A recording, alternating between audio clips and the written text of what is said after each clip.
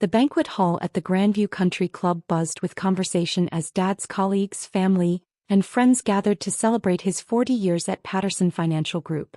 35 years of climbing the corporate ladder, 5 years as regional director, and now finally stepping down with full honors.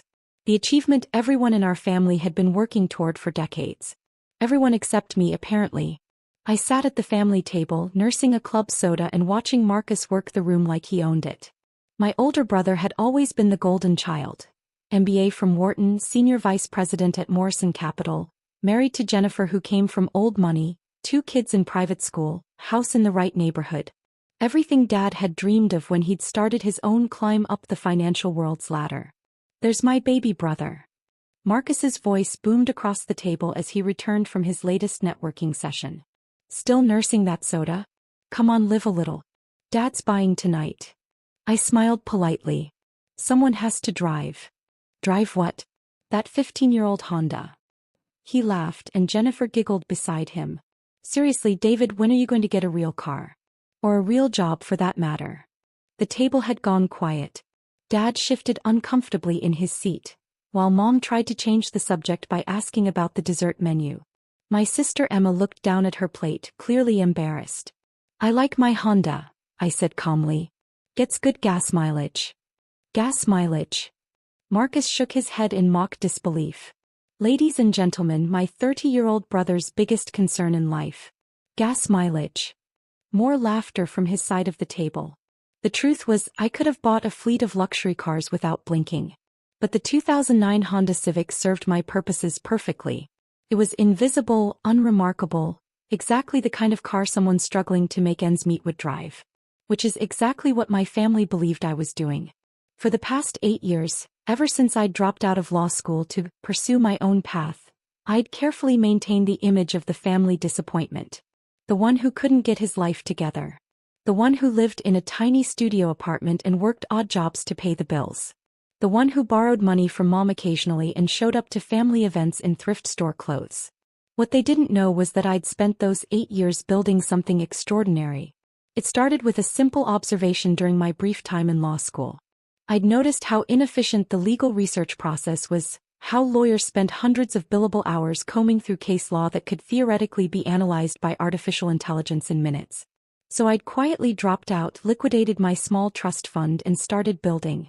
Next-gen legal solutions began in my studio apartment with a server I'd assembled from used parts and code I'd written during countless sleepless nights.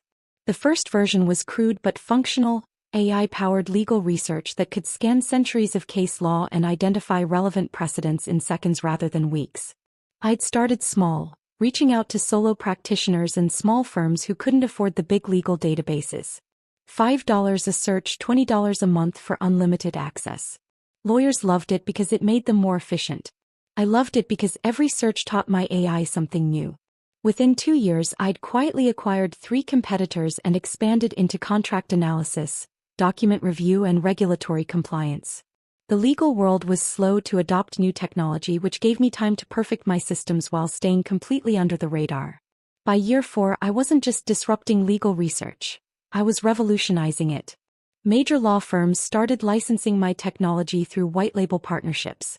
They didn't want to admit they were using AI developed by some unknown company, so they paid premium rates to rebrand my software as their own proprietary tools. That's when the real money started flowing. Year 6 brought my first billion-dollar acquisition, purchasing Westlaw's main competitor and integrating their database with my AI systems. The legal establishment finally started paying attention, but I'd structured everything through holding companies and offshore entities. To the outside world, Next-Gen Legal Solutions was just another mid-sized tech company that had gotten lucky with a few good contracts. To my family, I was still David the dropout who couldn't hold down a job. "Maybe it's time to think about going back to school," Dad said gently, trying to steer the conversation away from Marcus's increasingly pointed jabs. "There are some excellent MBA programs that accept." "Dad, he's 30 years old," Marcus interrupted. "At some point you have to accept that not everyone is cut out for success. Some people are just meant to be, what do you call it? Support staff." The microphone feedback screeched across the banquet hall as the evening's programming began. Dad's old boss, Robert Patterson himself, took the stage to deliver remarks about Dad's distinguished career. I listened with genuine pride as he described my father's contributions to the firm, his integrity, his dedication to his clients. Then came the family tribute portion of the evening. Before we continue, Patterson announced, I believe Marcus Williams has prepared some words about his father. My brother practically bounced to the stage, microphone in hand, every inch the polished executive. The spotlight hit him perfectly as he launched into what sounded like a prepared speech about Dad's legacy and the values he'd instilled in his children. My father taught us that success comes from hard work, dedication, and never giving up on your dreams, Marcus said, his voice carrying clearly through the sound system. He showed us that in America, anyone can build something meaningful if they're willing to make the sacrifices. Murmurs of approval from the audience. Dad beamed with pride. Now, I won't say it's been easy for all of us to live up to his example, Marcus continued, and I felt the shift in his tone. Some of us have found more success than others. A few chuckles from people who knew our family dynamics. But that's okay because Dad also taught us about compassion. About helping family members who might not be as fortunate. About supporting those who need a helping hand. The room was warming to his speech now. This was Marcus at his best. Charming, eloquent, seemingly generous while delivering devastating insults with a smile. In fact, I think it's beautiful how our family has rallied around my younger brother David during his, let's call them his challenging years. Still living off handouts at 30, but hey, he gestured toward my table with theatrical warmth. Family takes care of family, right? Laughter rippled through the crowd. Not cruel laughter exactly, but the kind of sympathetic chuckling that made it clear everyone knew I was the family disappointment. The charity case Marcus had painted me as. I sat perfectly still, hands folded in my lap, expression neutral. This was nothing new. I'd endured 8 years of family gatherings where I was the cautionary tale, the example of what happened when you didn't apply yourself. The brother who'd thrown away his potential and now needed everyone's patient tolerance. Still living off handouts? Marcus laughed directly into the microphone, his voice amplified across the entire banquet hall. I mean, we love him, but somebody's got to pay his rent, right? The laughter was louder now. I could see people at other tables turning to look at me with a mixture of pity and amusement. Dad's colleagues, his friends, his professional network, all getting a good chuckle at the expense of his failure son. That's when my phone rang. Not buzzed. Rang. Loudly enough that people at nearby tables could hear it over Marcus's continued commentary about family responsibility and supporting struggling relatives. I looked at the caller ID and felt something shift in my chest. Goldman Sachs. Private Wealth Management Division. The call I'd been expecting for 2 weeks. Sorry, I said quietly to my table, standing up. I should take this. Marcus paused his speech, microphone still in hand. Really, David? You're taking a call during Dad's retirement party? The disapproval in his voice carried clearly through the sound system. Heads turned throughout the banquet hall. I could feel hundreds of eyes on me as I answered the phone. David Chin speaking. Mr. Chin, this is Rebecca Morrison from Goldman Sachs Private Wealth Management. I apologize for calling so late, but we've just received final approval from our board of directors. Her voice was crisp, professional, and just loud enough that people at my table could hear fragments of the conversation. That's quite all right, I said calmly. Marcus was still standing at the podium, microphone in hand, clearly annoyed by the interruption. The room had gone quiet, waiting for me to finish my call so he could continue his speech. The acquisition has been approved at the full asking price, Rebecca continued. $4.2 billion as discussed. The wire transfer will be completed by market open on Monday. The words hung in the air. I wasn't sure if anyone else had heard clearly, but the number was large enough to draw attention. I see, I said, my voice level. And the transition timeline? 6 months for full integration as you requested. The legal teams will coordinate the regulatory filings next week. Congratulations, Mr. Chin. This is the largest legal technology acquisition in Goldman Sachs history. The banquet hall had gone completely quiet now. Marcus was staring at me from the podium, microphone still in his hand but forgotten. Dad's face had gone pale. Mom looked confused, like she wasn't sure what she was hearing. Thank you, Rebecca. Please send the final documentation to my office. Of course. And Mr. Chin? The board was particularly impressed by NextGen's AI integration capabilities. They're calling it a revolutionary approach to legal research and analysis. I thanked her and ended the call, slipping my phone back into my pocket. The silence in the banquet hall was deafening. 300 people staring at me, trying to process what they'd just witnessed. Marcus was the first to recover. Did someone just say 4 billion? I nodded calmly. Goldman Sachs is acquiring my company, NextGen Legal Solutions. We've been negotiating for several months. Your company? Dad's voice was barely a whisper. I founded it 8 years ago, I said, still standing beside my chair. Right after I dropped out of law school. AI-powered legal research and analysis. We handle about 60% of all legal database searches in North America. The room erupted. Not in applause or celebration, but in the kind of shocked murmur that happens when people's fundamental assumptions about reality get shattered. I could hear fragments of conversation from nearby tables. Did he say billion? His company? 8 years. Marcus stood frozen at the podium, still holding the microphone. His face had gone through several color changes, settling on an alarming shade of red. $4.2 billion, I continued, addressing the room now since everyone was listening anyway. The deal closes Monday morning. After taxes and distribution to my employees, I'll personally net approximately $2.8 billion. Dad's retirement party had officially become something else entirely. I don't understand, Mom said, her voice shaky. We've been helping you with rent money. Your apartment is a corporate write-off, I explained gently.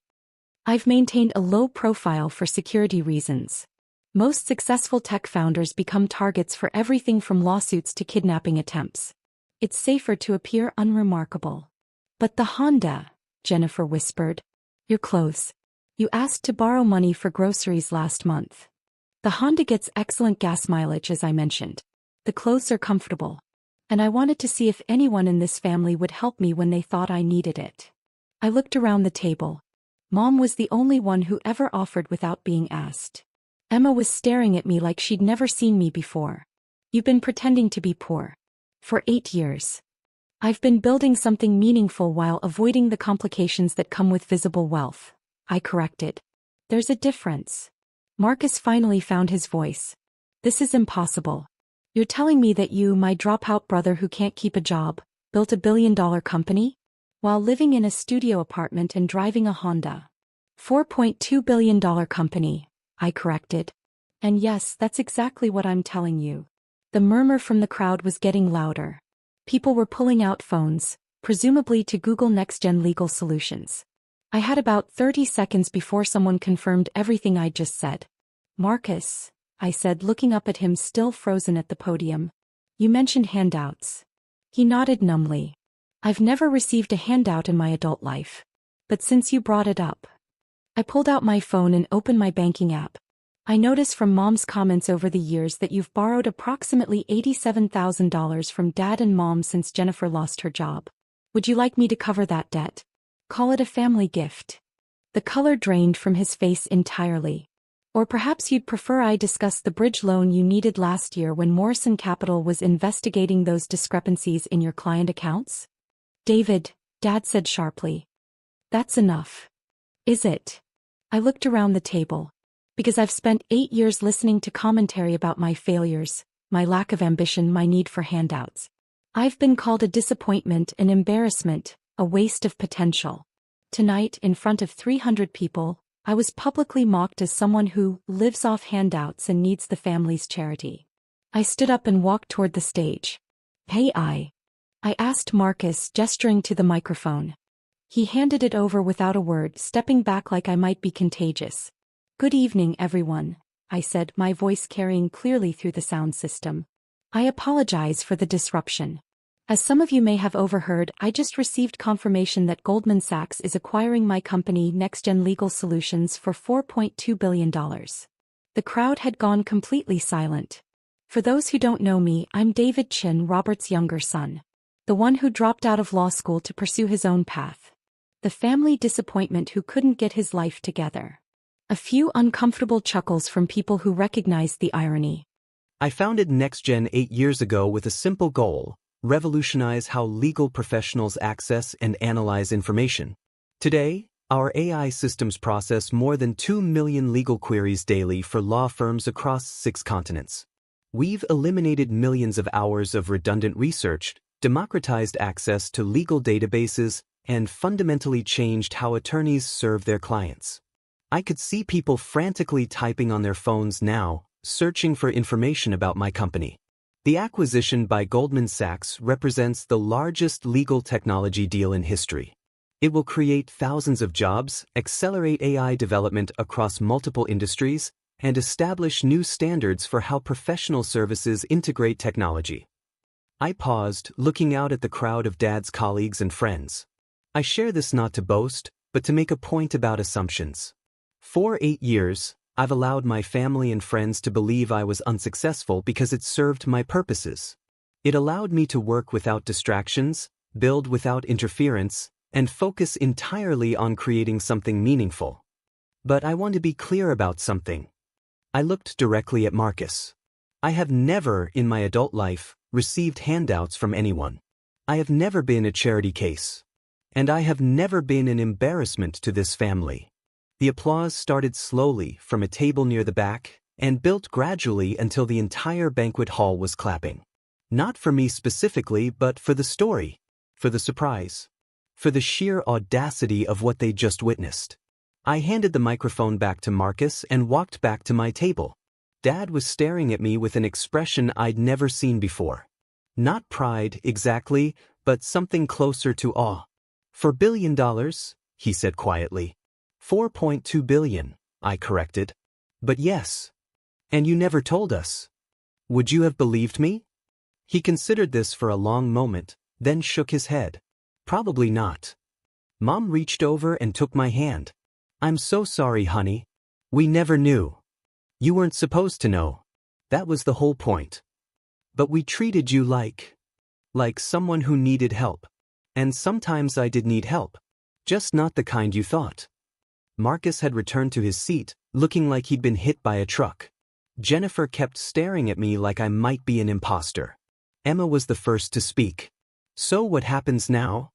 Now. I smiled. Now I go back to my studio apartment and my Honda Civic and continue living exactly the same way I have for 8 years.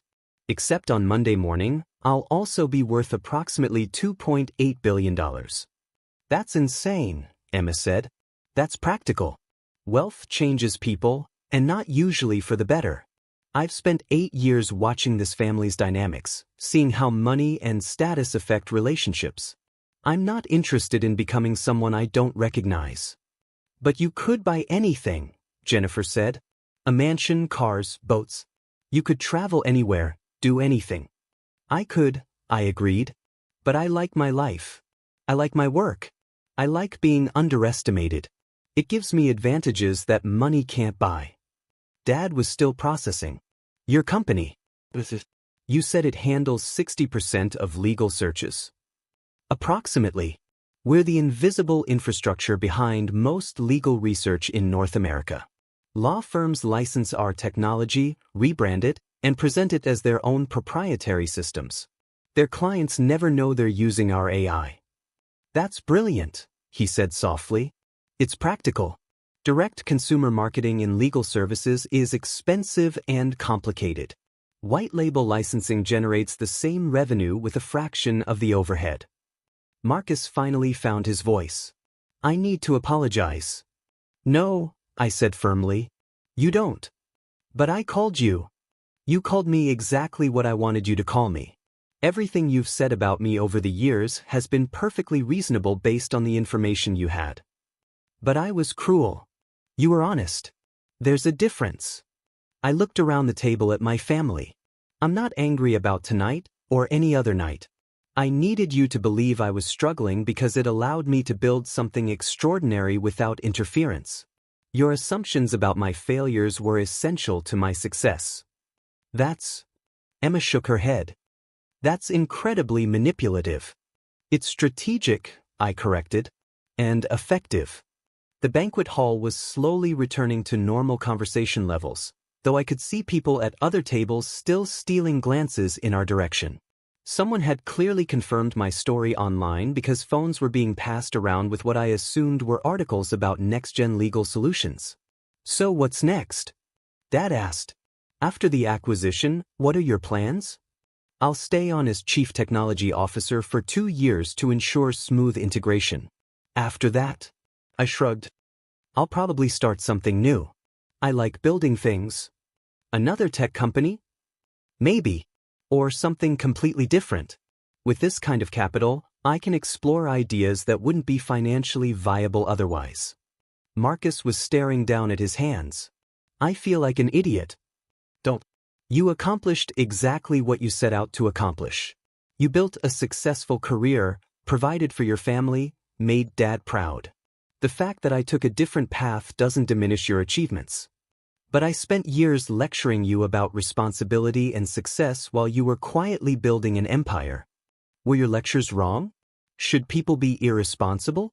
Should they not strive for success? That's not the point. It's exactly the point. Your advice was good advice. I just happened to be following it in ways you couldn't see. The evening wound down with a strange energy. Dad's colleagues approached our table throughout the night, offering congratulations and business cards. Several mentioned opportunities for collaboration or investment. I politely accepted their cards and promised to be in touch. As people began leaving, Patterson himself approached our table. David, he said, extending his hand. Congratulations on your success. That's quite an achievement. Thank you, Mr. Patterson. I have to ask, why the secrecy? Why not share your success with your family? Privacy mostly. Once people know you have money, every interaction becomes colored by that knowledge. I wanted to maintain authentic relationships as long as possible. And now I'll adapt. People will treat me differently, and I'll learn to navigate that. But I got 8 years of authentic relationships first. He nodded thoughtfully. Smart approach. I wish more young entrepreneurs understood that principle. After he walked away, Dad stood up. I think I need some air. David, would you join me? We stepped outside onto the country club's patio, overlooking the golf course under a clear night sky. I owe you an apology, Dad said after a few moments of silence. For what? For doubting you. For worrying about you. For letting Marcus treat you the way he did. Dad, everything you did was reasonable. I gave you every reason to worry about me. But you were building something extraordinary, and I couldn't see it. Because I didn't want you to see it. That was the whole point. He was quiet for a long time. $4.2 billion. Yes. From legal research software. From solving a problem that millions of professionals face every day. The money is just a metric of how valuable that solution turned out to be. And you did it all by yourself. I did it with a team of brilliant engineers and researchers, but yes, I built the company from nothing. In 8 years. 8 years of 18-hour days, 7 days a week. 8 years of learning everything I could about artificial intelligence, legal databases, business development, corporate strategy. 8 years of making mistakes and fixing them and making new mistakes. While we thought you were failing. While you thought I was failing. Which gave me the space to work without pressure or interference or unsolicited advice. He turned to look at me. Do you resent us? For not believing in you. Dad, if you had believed in me, everything would have been different. You would have wanted to help, to offer advice, to introduce me to people in your network. Mom would have worried about whether I was eating enough or sleeping enough or working too hard. Marcus would have wanted to collaborate or compete or compare achievements. And that would have been bad? That would have been distracting. I needed to focus completely on building something that had never been built before. I needed to fail and learn and iterate without explaining myself to anyone. So you let us think the worst. I let you think what you thought. I never lied about my work or my finances. I just didn't correct your assumptions. We stood in silence for several more minutes. I'm proud of you, Dad said finally. I know. And I'm sorry it took learning about the money for me to say it. Dad, I've been proud of you my entire life. Tonight was supposed to be about celebrating your achievements, not mine. Tonight was supposed to be about celebrating a man who taught his son that success comes from hard work and never giving up on your dreams. I'd say that mission was accomplished.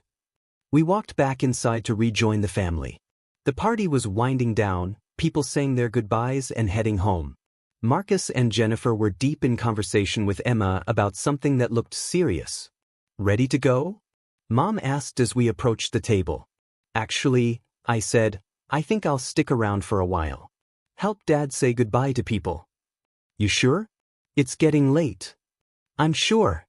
As the family gathered their things to leave, Marcus approached me one more time. David, I really do need to apologize. Not just for tonight, but for everything. Years of treating you like you weren't good enough. Marcus, you treated me exactly like a successful older brother should treat a younger brother who appeared to be wasting his potential. Your concern came from a good place. But I was wrong. You were working with incomplete information. There's a difference. He extended his hand. Congratulations on your success. I shook it. Congratulations on yours. After they left, I helped Dad thank the remaining guests and say goodbye to his colleagues. People were still approaching me with business opportunities and investment ideas, but I handled each conversation politely and briefly. Finally, it was just Dad and me, sitting at our table in the nearly empty banquet hall. So what really happens now? He asked. Now I drive home to my studio apartment in my Honda Civic and go to sleep. Tomorrow I'll work on integration planning for the Goldman Sachs transition. Monday, I'll become one of the wealthiest people in the country. And through it all, I'll try to remain the same person I've always been. That might be harder than you think. Probably. But I've had 8 years to prepare for this moment. I've watched how wealth changes people, how success changes relationships. I've made my decisions about the kind of person I want to be. And what kind of person is that? I smiled. The kind who drives a Honda Civic and thinks gas mileage is important. Dad laughed, and for the first time in years, it felt like we were just father and son, talking about life and dreams and the future. No assumptions, no disappointments, no charity cases. Just family. As I drove home that night in my 15-year-old Honda, I thought about the look on Marcus's face when he heard the Goldman Sachs call. The shock, the disbelief, the gradual recognition that everything he'd assumed about me was wrong. Tomorrow, the story would spread through Dad's professional network, then beyond. By Monday, when the acquisition was officially announced, I'd become a public figure whether I wanted to or not. The invisible phase of my career was ending. But tonight I was still just David, the family disappointment who'd surprised everyone by building something extraordinary while they weren't looking. The charity case who'd just sold his company for $4.2 billion. I smiled as I pulled into my modest apartment complex, already thinking about what I'd build next.